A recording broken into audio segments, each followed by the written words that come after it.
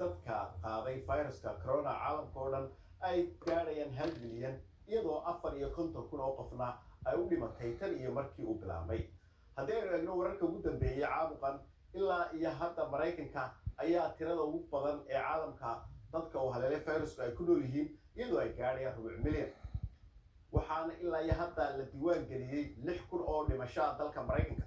barisaabka gobolka New York ayaa ku dhawaaqay in New York ay xaalad degdeg ah ay haysato iminka iyadoo ay New York weli tahay baa la leeyahay xudunta viruska ee Maraykanka iyo halka ugu dhimashada badan.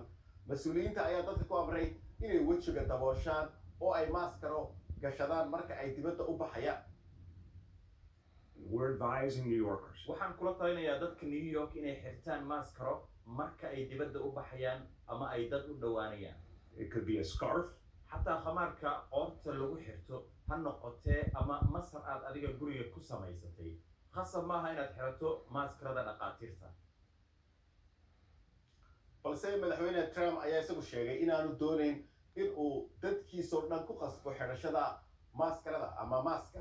dhanka qaaradda Yurub haddaynu usoo dhaadhacno maanta Spain ayaa iyadu ka kormartay Talyaaniga tirada dadka laga helay viruska corona marka la eego, taasoo micneheedu yahay inay iyadu imika tahay dalka labaad ee la daala dhacaya xanuunkan Maraykanka kadib.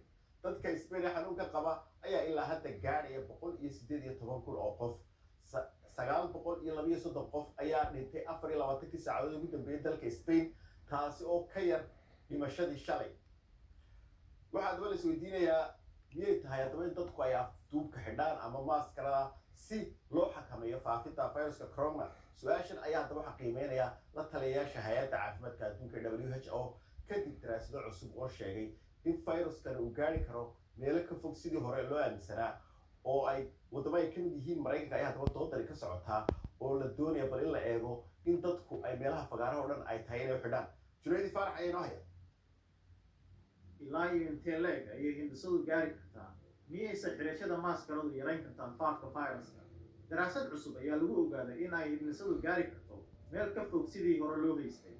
haddaba la taliyayaasha hay-adda caafimaadka adduunka ayaa eegaya caddaymahan cusub.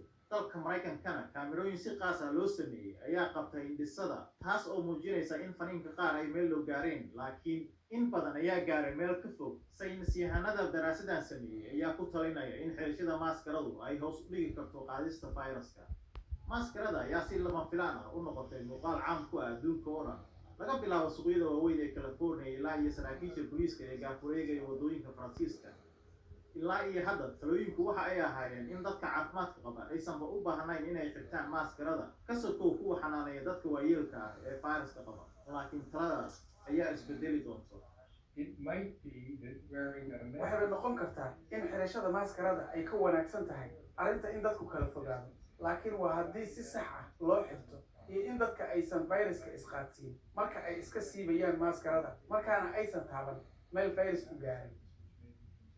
magaalooyin badan oo Jarmalka ka mid ah ayaa doonaya in xirashada maaskaradu noqoto sharci marka aad joogto goob fagaare ah. dadka badankiisa ayaa qaba in ay arrintan caqligal tahay. khubradana waxay ku dareen in xirashada maaskarada keligeed aysan keeni karin in aad viruska qaadeen. waddanka Austriyana suuqyada waaweyn ayaa ku adkaystay in qof walba xirto maaskarada, laakiin khubarada caafimaadka waxay leeyihiin waa in maaskarada si sax ah loo xirto. tan ugu muhiimsanna ay tahay nadaafadda iyo isku soo wada duubay in gacmaha si wanaagsan loo dhaqdo.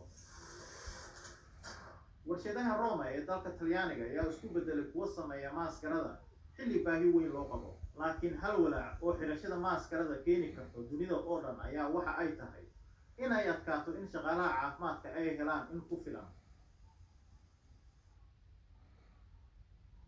xagga qaaradda Afrika haddaynu usoo dhaadhacno waxaynu arkaynaa iyadana in dal kastoo Afrika ah laga helay viruska corona marka laga reebo South Sudan, Lesotho, Sao Tome iyo Principe iyo weliba Comoros. ilaa hadda waxaa la xaqiijiyay 7,000 oo kiis oo coronavirus marka la eego qaaradda Afrika guud ahaan iyo 300 oo dhimasho ah. 51 dal oo Afrikaan ayaa laga soo xaqiijiyay. Malawi waa dalkii ugu dambeeyay oo 3 qof ayaa laga helay maanta. magaalada Nairobi caasimadda Kenya wasaaradda caafimaadka ayaa qabatay shir jirayd maanta oo ku aadan viruska corona. wariyaha BBC Cabdinaasir Saxan oo la socday shirkaasi jirayd ayaa goor dhawood iga warramay xaaladihii ugu dambeeyay Kenya. yaanu aad iyo aad ayaad mahadsan tahay waxyaabihii ugu dambeeyey ee bushiga coronavirus kusoo kordhay waxaa ka mid ah dowladda Kenya ay shaacisay in 12 qof oo cusub ay cudurka qaadeen oo la siixiyay goobihii loogu talagalay waxaana xusid mudan in qof Soomaali ah ama Soomaaliya ka yimid oo haysta baasaboorka Soomaaliga ah sida aan u fahamnay ama muwaadin Soomaaliyeed ah uu ka mid yahay dadkaasi loo siixiyay cudurka coronavirus sidoo kale dowladda Kenya waxay baadhigoobaysaa 600 oo qof oo dadkaasi 12 ah ama dad hore looga helay ay la macaamileen kuwaasi oo loo malaynayo inay cudurka qaadeen waana ku daba joogtaa dowladda Kenya sidoo kale dowladda Kenya waxay shaacisay in 60 milyan oo cafuufka ama waxa lagu magacaabo gafuur xidhka ama maaskaratada la sameyn doono iyada oo dowladda ay abaabushay warshadaha dharka sameeya ee gudaha dalka Kenya si dadka looga xaqabtiro qalabka sidoo kale qorshayaasha dowladda Kenya ay shaacisay waxaa ka mid ah amaba la hadalhayo ee qorshaha ku jira in iskuulaadka aan aadka loo tegin tuulooyinka ama deegaanada miyi-xigeenka ah laga dhigi doono goobo karantiin haddii cudurka uu intan kasii baaho welina waxyaabaha soo taraya cudurka corona ku saabsan ayay arrimahaas ka mid yihiin iyo kuwo kale oo tiro badan sida aynu arkayno coronavirus waxa uu ku faafayaa daafaha adduunka oo dhan dalweynaha Australia caalamka ayuu la qabaa hawlahaas